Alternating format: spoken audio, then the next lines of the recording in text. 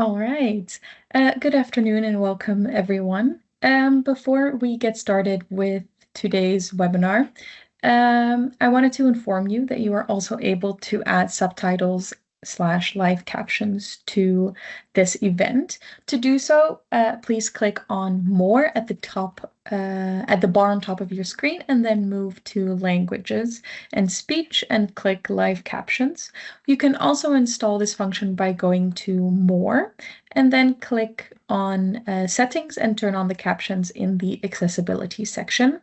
But without further delay, I would like to get started with today's webinar.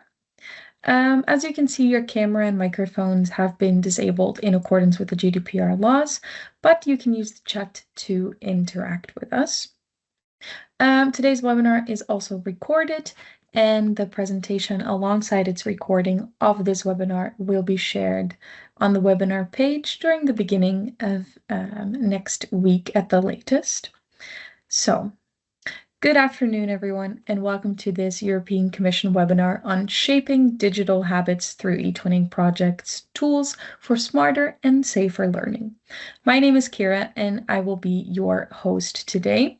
This webinar is organized by the European School Education Platform, which we invite you to take a look at your earliest convenience. My colleague Marta will post all of the necessary links in the chat, and we are very happy that you are joining us this afternoon. Today, we will discover how digital tools can be used to shape students' digital life. And you will learn a lot of digital tools and practices that you can incorporate in your eTwinning projects. And to do that, we have Aneta with us. Aneta Wilk boasts over 2 decades of experience in teaching English to both children and adults, and with a passion for integrating new technologies into education. She has designed and delivered numerous professional development courses for teachers utilizing various distant learning platforms. Collaborating with her students, she has successfully implemented over more than 20 eTwinning projects, and many have earned national and European quality labels. And for 10 years, she also moderated the eTwinning feature group, bringing e-safety into eTwinning projects. Aneta, the virtual stage is yours. Good morning, everyone. My name is Aneta Wilk, and as Kira has mentioned, I have been an active eTwinner for about 20 years. I was also moderating an eTwinning featured group called Bringing eSafety into eTwinning projects. Today, I am here to share with you my experience and knowledge I gained while being an active eTwinner and while moderating the eTwinning featured group. The title of today's webinar is Shaping Digital Habits Through eTwinning Project Tools and Strategies for Smarter and Safer Learning. The aim of today's webinar is to explore how students' digital literacy can be fostered within the framework of eTwinning projects. During the webinar, I'm going to present you some practical strategies for utilizing tools to facilitate collaboration and information exchange within the framework of eTwinning projects. I'm also going to present you some exercises designed to foster critical thinking and enhance students' ability to navigate the online environment in a safe and responsible way. A special focus by the end of our meeting will also be placed on the growing role of artificial intelligence of education. I'm going to say how to use it effectively in the projects for creating didactic materials, while also understanding its limitations. In today's webinar, I would like to emphasize the importance of the eTwinning program in shaping students' digital literacy.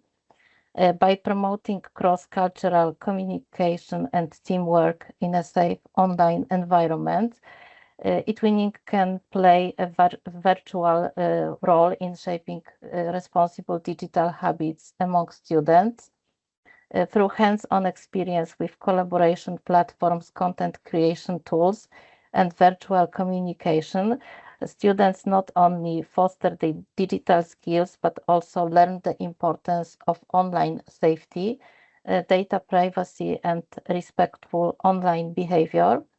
That's why I think eTwinning empowers teachers to guide learners towards becoming more informed and ethical digital citizens.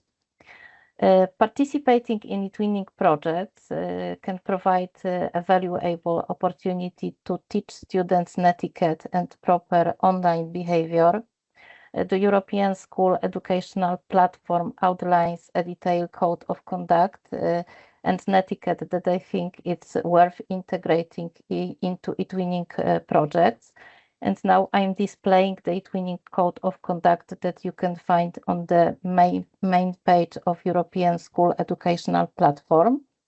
Among the rules that students should follow when attending eTwinning projects, they can find information about the necessity of being polite to other students, seek constructive solutions to disagreements and differing views, be respectful when dealing with their peers and interacting with one another, be inclusive, which means that everyone's opinions and views are important and welcomed within the boundaries of this set of conduct. Presenting the eTwinning code of conduct to students can be a first step in introducing students to the rules related to appropriate behavior on the internet. Getting to know these rules can help students in conducting interactions with other eTwinners in a proper way. When applying the code of conduct, students can also learn how to transfer all of these rules to contact with other people also outside the eTwinning platform, which I think can play an important role in shaping proper online behavior. And now I will try to come back to the presentation because okay. And in addition to presenting the eTwinning code of conduct to students, it is worth starting each project with creating a common etiquette that would be applicable to the project that students are currently taking part in. On this slide, I included two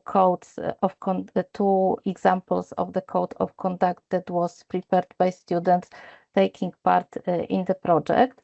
The first in eTwinning projects, the first code of conduct was prepared by students attending the project that was called Hate Speech Online, It Doesn't Work. Hate speech online, it doesn't work. It was simultaneously, this project was simultaneously run in two languages. It was German language and English language. On the slide, we can see the netiquette that was prepared in English language.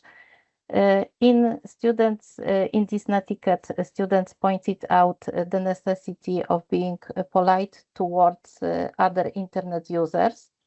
They also included their information about the need to be cautious when making contacts with people they randomly meet online and avoid giving the sensitive data. Another example of the code of conduct is also visible on the screen. It was prepared by students taking part in the project called eSafety First of All. To prepare this code of conduct, students used a digital board that was created in an application called DigitApp. We can see some posts that were published there on this board. In this way, a code of conduct based on students' own ideas was created and agreed upon by all participants for the use of the project. In the next part of the meeting, I would like to discuss with you some tools that can be used in eTwinning projects to foster students' digital skills, as well as for smarter and safer learning. And before moving to this part of the presentation, I would like to ask you to join this Mentimeter survey that I prepared for you, and maybe try to define your most favorite tools that you use when carrying out eTwinning project. At the end of the webinar, we will be able to compare the tools that I'm going to show with you in a moment with the tools that maybe won't be included in this presentation, and we will be able to have a discussion concerning these tools. And now I would like you to encourage to join Mentimeter survey. You can do it via the link menti.com, and you can use the code that is visible on the screen, which is 376972007, or you can do it directly from this link that I will share with you. I'm going to share this link with you via the chat. So I hope that, okay, so I can see some answers. Google Meet, Padlet, TwinSpace Forum. Yes, I'm going to say something about Padlet during the next part of the presentation. TwinSpace Forum, of course, this is the first place that we should use when working with students, when carrying out eTwinning projects. Miro, DigitPad, yes, this is an application that I have already mentioned. Trisider, Genially, Task Card. This is a new tool for me, Flinga forum. So I see that you have a lot of nice ideas for using different tools. And maybe I will wait a little bit for further answers that you are going to join to share with me. Okay. Okay. And I think that I can come back to the presentation and share with you the tools, the information about the tools that I often use in my eTwinning projects to carry out activities in a collaborative way. One of the tools that can be useful to teach students how to use digital technology in the process of learning is Canva. This is a tool that you have already mentioned about in Mentimeter. In one of the projects that I carried out together with my students, participants were divided into small international groups, and their task was to prepare comic books related to e-safety topics, like, for example, cyberbullying, creating strong passwords, proper online behavior. As a result of this project work, students created 10 different comic books touching different topics concerning online safety. On this slide, I included only 3 comic books that are examples of the students' work. And now I'm presenting to you the first comic book that was created by students attending this project. In the first comic book that we can see now, students run a discussion on what can be done to strengthen their online security.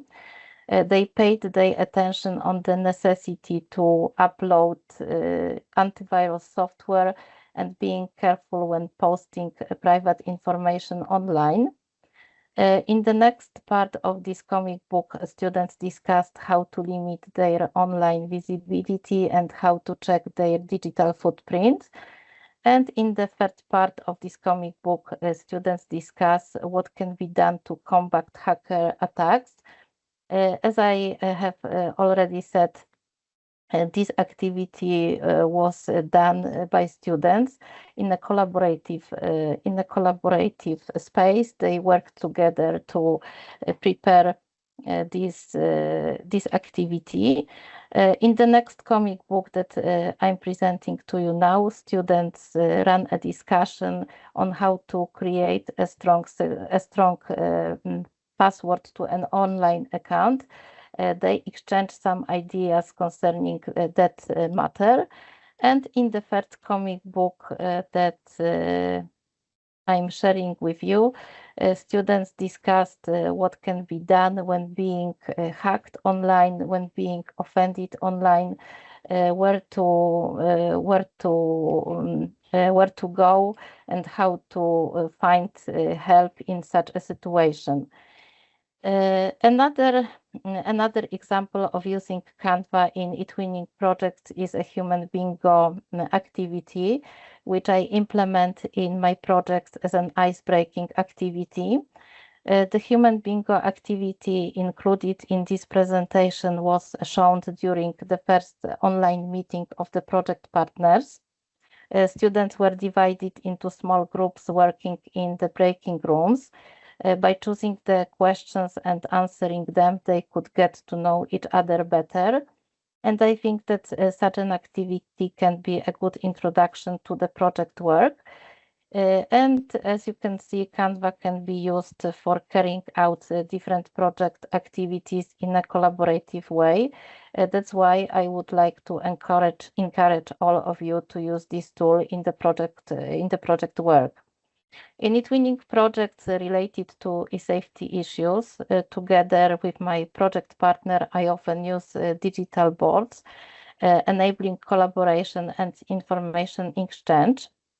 On this slide, I included links to two digital boards that were prepared in Wokelet application. The first board contains a collection of logo promoting the eTwinning projects.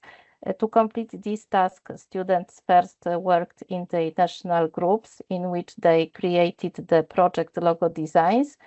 Then they published them on a collaborative board that you can see now.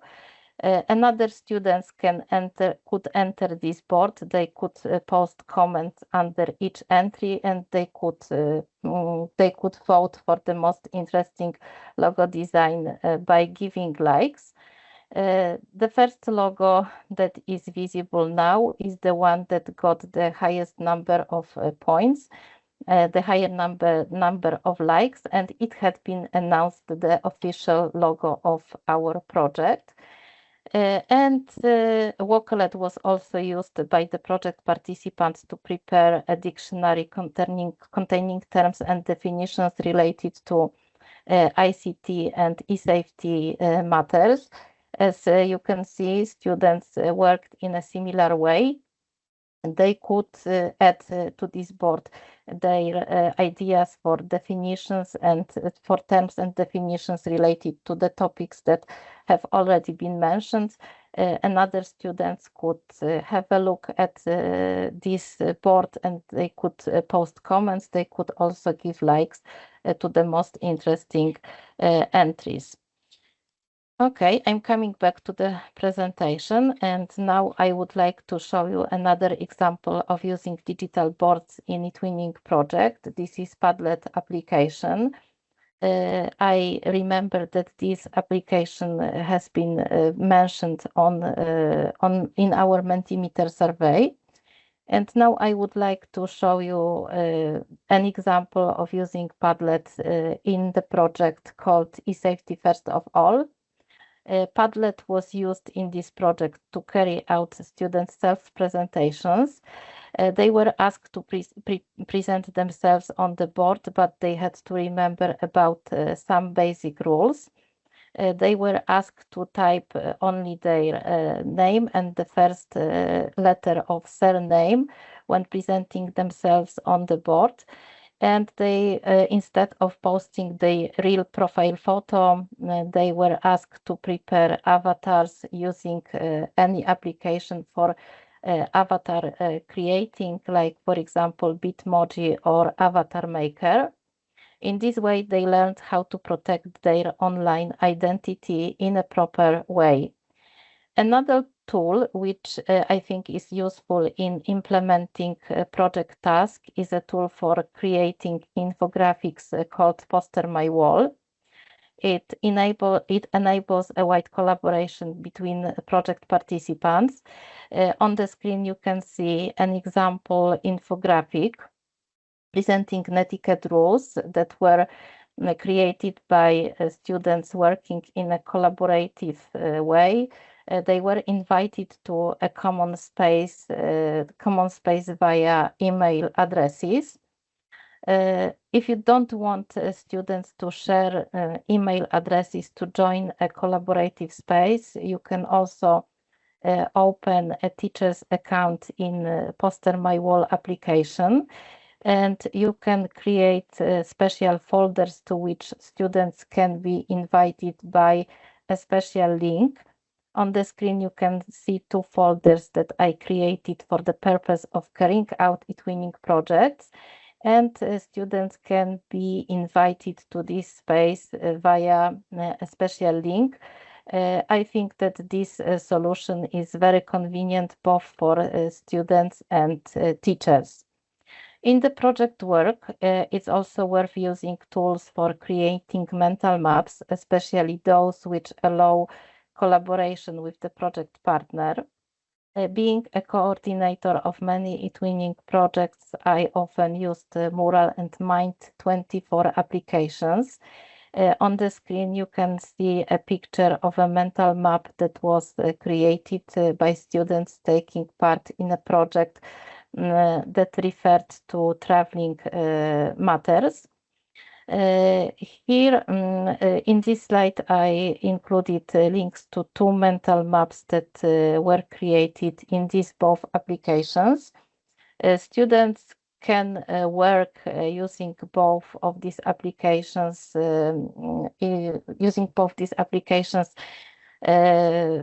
being invited to a collaborative space via their email addresses.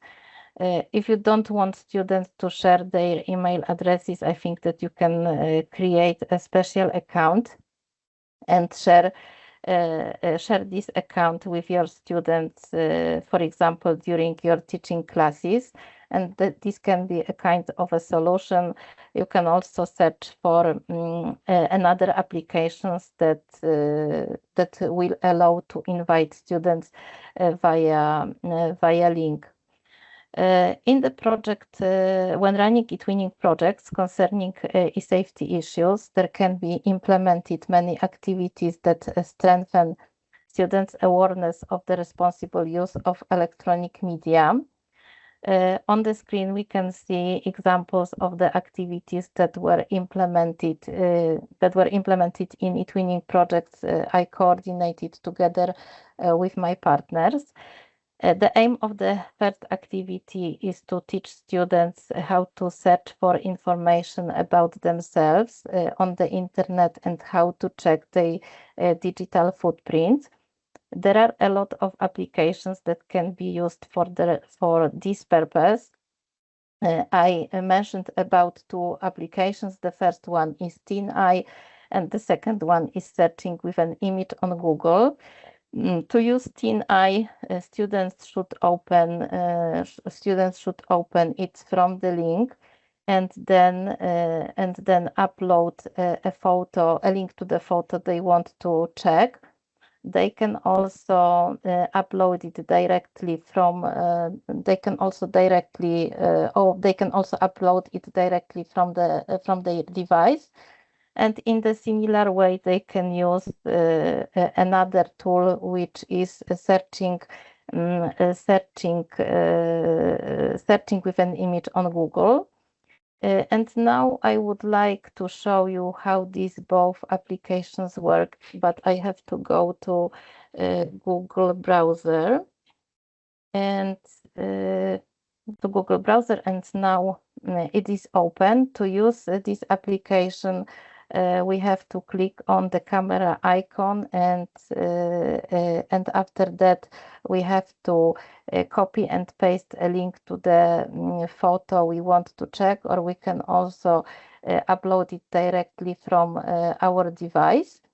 And now I would like to copy and paste there a link to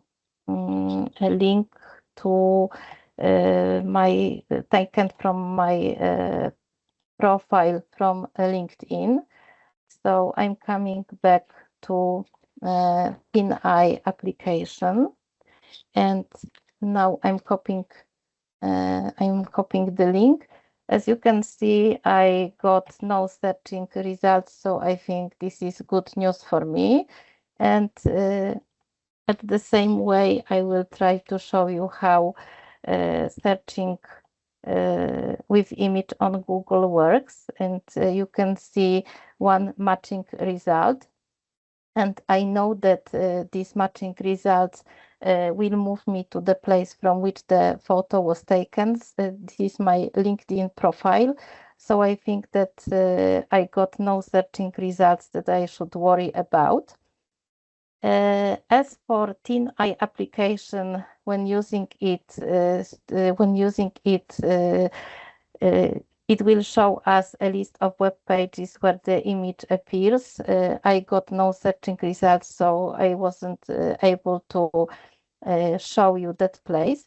By using TinEye, students can, for example, check what searching results are connected with their social media profile photo. They can also check if it is not related to any fake accounts that they are not founders of. Students should know that any data breach may be reported with a request to remove unwanted content.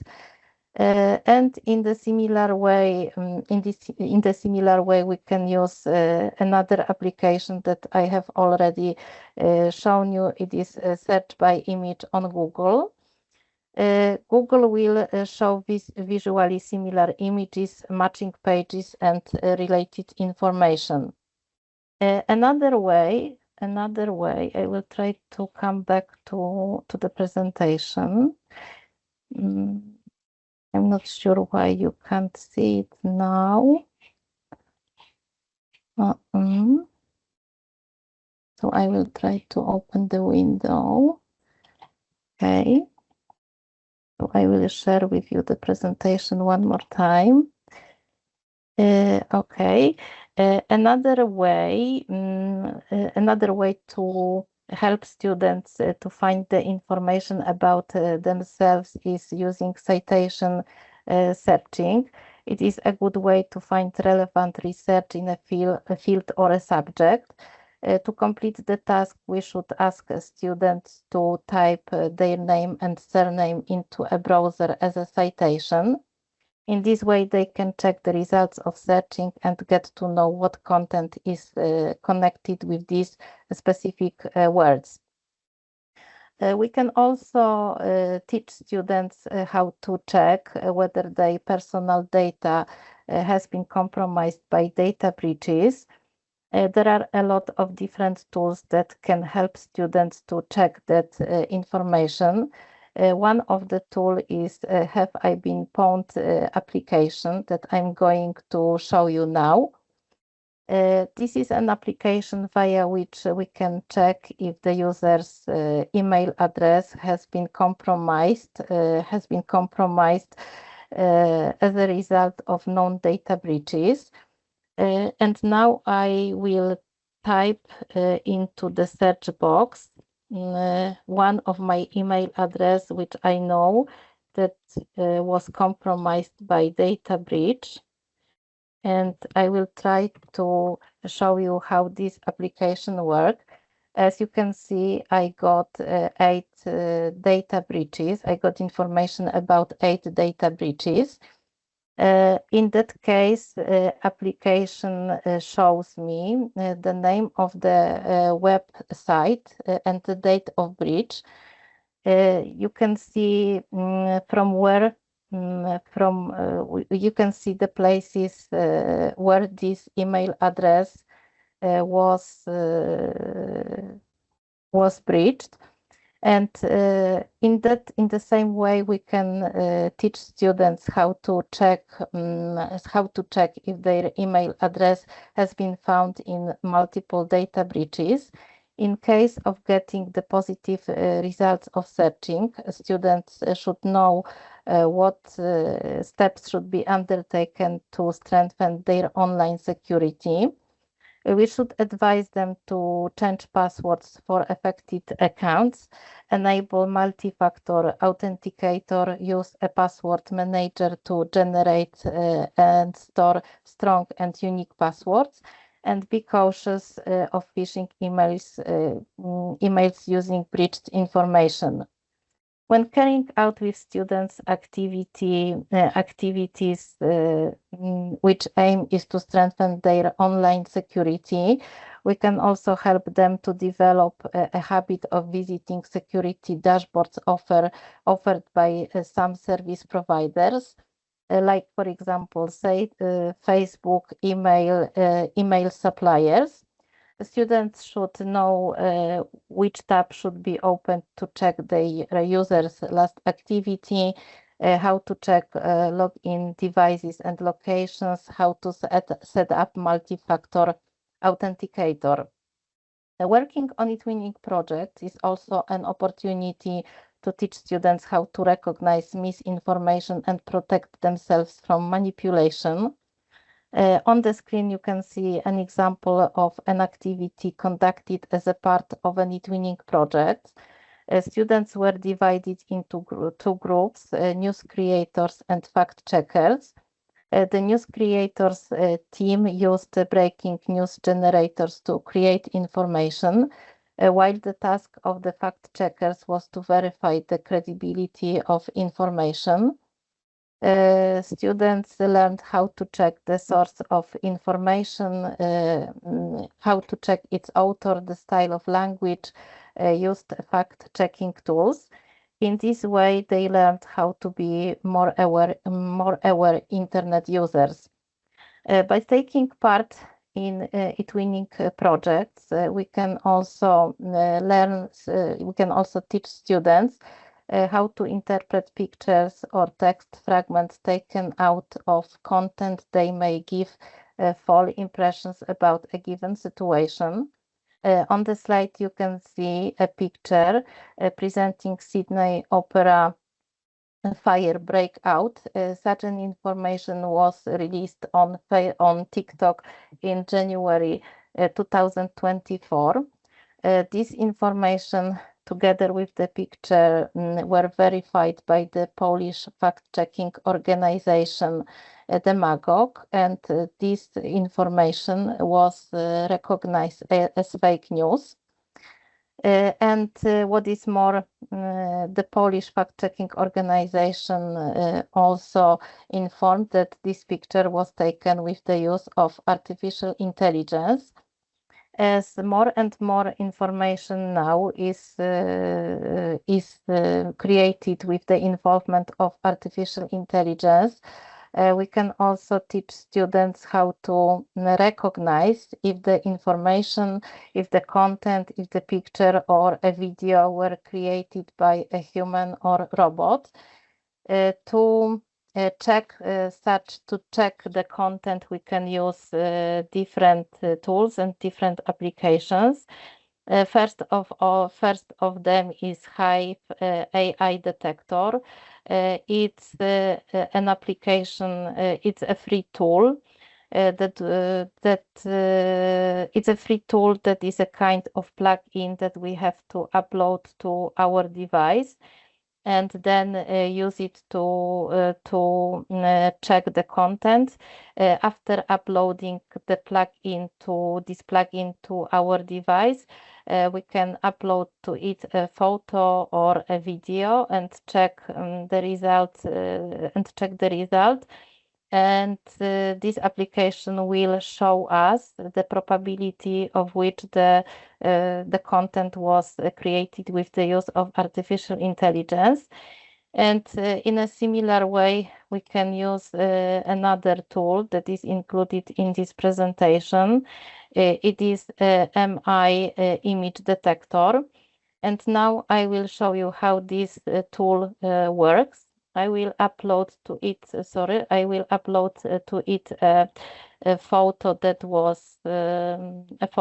was presented in the previous slide. This is a photo presenting Sydney Opera Fire breakout.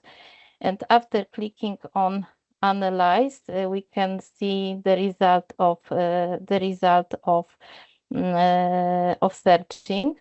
As we can see, there is a high probability that this picture was created with the use of artificial intelligence. The probability is of about 70%. So I think that using these tools can be a good way to make students aware that not all the information they can find online is true and could be created with the use of artificial intelligence. To develop students' critical thinking skills, we can present them activities that will strengthen their understanding of the topic. The example of such an activity can be a game called Fake News, No Thanks. This is a game that was created by the Polish fact-checking organization Demagog. By playing the game, students can learn a few tricks on how to recognize whether the information is true or false. They can get to know what fake news is, how to check the credibility of information, what to pay their attention on when recognizing the content. Their vigilance should especially be aroused by the information that reveals emotions, includes numerous exclamation marks, has capital titles. When playing the game, students can choose a topic they want to go through. They can choose between entertainment, health, science, politics, and one extra topic. And now I'm opening the web page of this game. It is available in two languages, English and Polish. After opening the main web page of this game, we can see the general information concerning the game. We know that when playing the game, students can learn a few tricks on how to recognize what is true or false. They can also test themselves by picking the topic they want to explore and play the quiz. After clicking on Let's Play, we can get the general information concerning the game and the game instruction. The game instruction before playing the game, students can get to know what fake news is. They can also get to know how to check the sources of information, and they can also get to know how to examine pictures. After going through these first slides, they can pick the topic they want to explore in. As I have mentioned, there are 5 topics that they can choose. Surprise me, entertainment, health, science, and politics. Now I'm clicking on entertainment, and I can see that this game will consist of 16 questions. To answer the questions, students should follow the information that was visible on the previous slides, and according to this information, decide if it is true or false. And they have only 20 seconds to decide if it is true or false.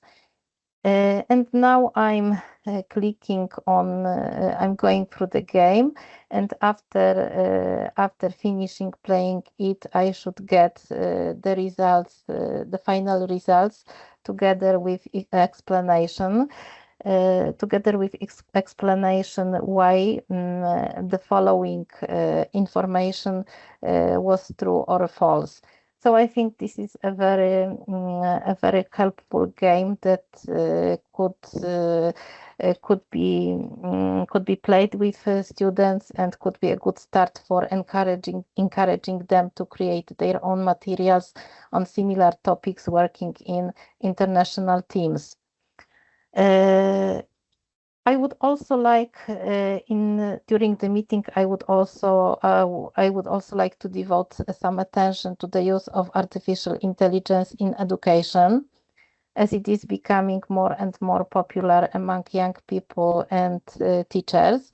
The skillful use of artificial intelligence in educational process can have an impact on the development of students' key competencies, including learning foreign languages, critical thinking, and digital competencies. And I think that there are a lot of tools that can be used both by teachers and students to create interesting materials and documents. The first tool that I want to mention about is Canva. This tool can be used for creating interesting pictures, documents, and stories with the use of artificial intelligence. On the slide, you can see a prompt that I typed into Canva for the purpose of getting a logo design for the project title eSafety First. You can see the detailed information that I typed into Canva. Students should remember that the more precise prompt provide, the better final results they get. So I included their information about the student's age, and I also post information how the project logo design should look like. It should have a padlock, shield, or a computer, and be friendly and engaging for children and teenagers, and reflect a collaborative European educational spirit. After typing this prompt, I got 3 proposals for the project logo design that are visible on this slide. I think that these proposals are quite satisfying, and we can learn students how to use Canva to get many didactic materials for their project. Another tool that I would like to mention about is Notebook LM. This is a tool that can be used for comparing different sources of information, for brainstorming, creating the project schedule, exploring the project topic. On the screen, you can see a prompt that I typed into Notebook LM for the purpose of getting a mental map concerning fake news phenomenon. I included their information information about the main topic, which is fake news, in the center, and from each it should branch out the main thematic branches that are mentioned on the slide. I also included information how the map should look like visually, and after typing this information into Notebook LM, I got a mental map that we can see now on this slide. I think that this map is quite readable, and it's quite clear, and it can be a good material for further work together with our students. In this presentation, I would also like to mention about some popular tools that I think most of you know. These are GTP Chat, Gemini, and Copilot that can be used for with students for creating pictures, for creating different content, brainstorming, creating the project schedule. All of them, I think, can be very useful in the teaching practice, in working together with students, but we should remember that they should be used skillfully. And not too often. In the last part of my presentation, I would like to mention about the limitations of artificial intelligence. Even though the artificial intelligence gives a wide range of possibilities in developing knowledge, teachers should make students aware that artificial intelligence has also a lot of disadvantages. The first disadvantage that I decided to mention about is the fact that artificial intelligence is not perfect. We should ask students to check content generated in artificial intelligence and compare it with different sources of information, like, for example, encyclopedias and books. They should know that they mustn't fully rely on the content that they get from artificial intelligence. Another problem is the one that using artificial intelligence can be addictive. So they shouldn't use it to solve any problem, to find answer to any question. And even using the tools of artificial intelligence that should know how to draw their own conclusions regardless of the result obtained from algorithms. Students should also know that artificial intelligence processes the data they enter into it, so they mustn't provide it for analysis of any sensitive data concerning their personal information or medical test results.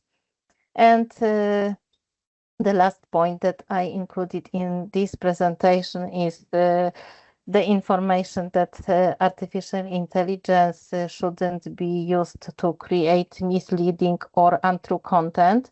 It mustn't be used to humiliate people.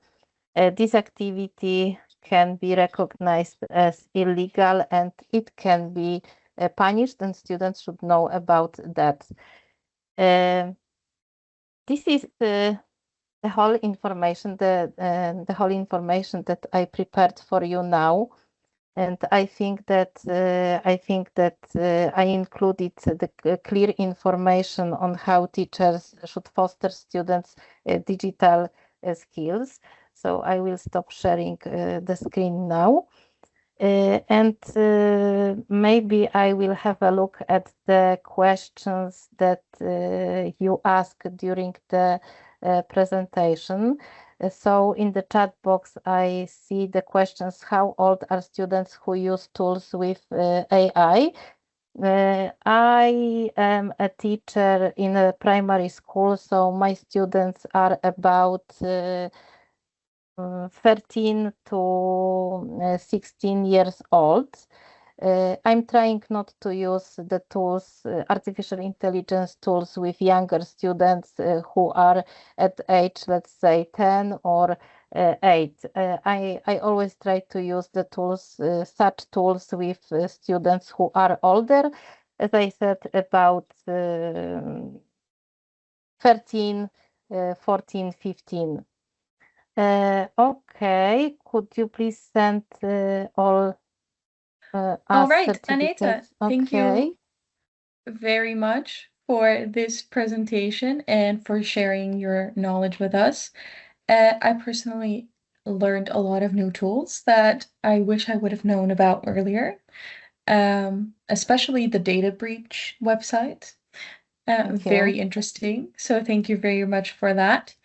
Um, One more question that I think could be of use is a lot of the tools and strategies that you showed us today were very useful, but how could we include that in projects that aren't as focused on digital skills? Because a lot of them had to do with how to, Mm-hmm. how to teach your students to be safer. And how would you suggest us to just incorporate this in any of our projects? I think that we can incorporate all of these tools to any projects because we can run with students brainstorming activities using artificial intelligence tools on many different topics, like, for example, ecology and another ones. So I think that these tools can be useful when we carrying out projects on different topics, just to help them to understand the topic, to prepare the schedule of the project, to prepare, for example, some mental maps that maybe will make clear some topic. So I think that we can use these tools in any other projects referring to different topics. Well, perfect. And thank you again, Aneta, for, in the first place, for accepting our invitation and more so for sharing your expertise and your knowledge with us today. Before we officially close this session, just a bit of practical information for you all. No certificates of attendance are issued for this webinar, and the evaluation form has been shared by my colleague Marta in the chat. So please save this link and fill this in after the webinar has concluded. And secondly, has to do with our upcoming professional development offer. We have some online tutorials starting and some wonderful articles for you to take a look at that have to do with this topic as well. So please visit the course catalog on the European School Education platform to not miss any exciting opportunities. And lastly, we also want to make you aware of the eTwinning groups. The eTwinning feature groups are a virtual space for eTwinners to share resources, project ideas, celebrate achievements, and build meaningful connections with others. Take a look at all of the feature groups or join the one on digital skills to keep this exciting conversation going. Thank you for joining us today, and many thanks, Aneta.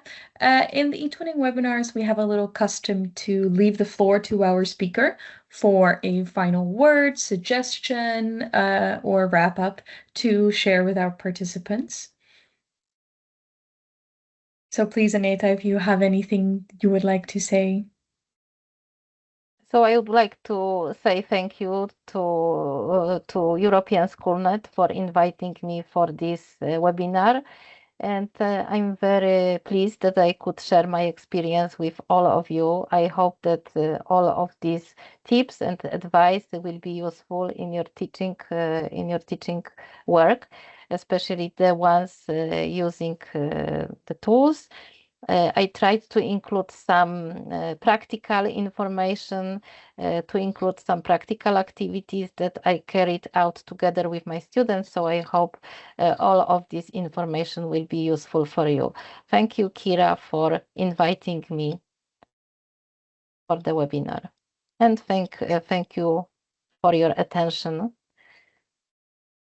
Thank you, Anita. It was our pleasure to have you today. And thank you to our participants as well for joining us today. I wish you all a wonderful rest of your week. This was our last webinar before the summer holidays. So on behalf of our entire team, I wish you all a lovely summer, and I hope to see you back with us in September. Thank you all, and have a great afternoon. Thank you. Goodbye.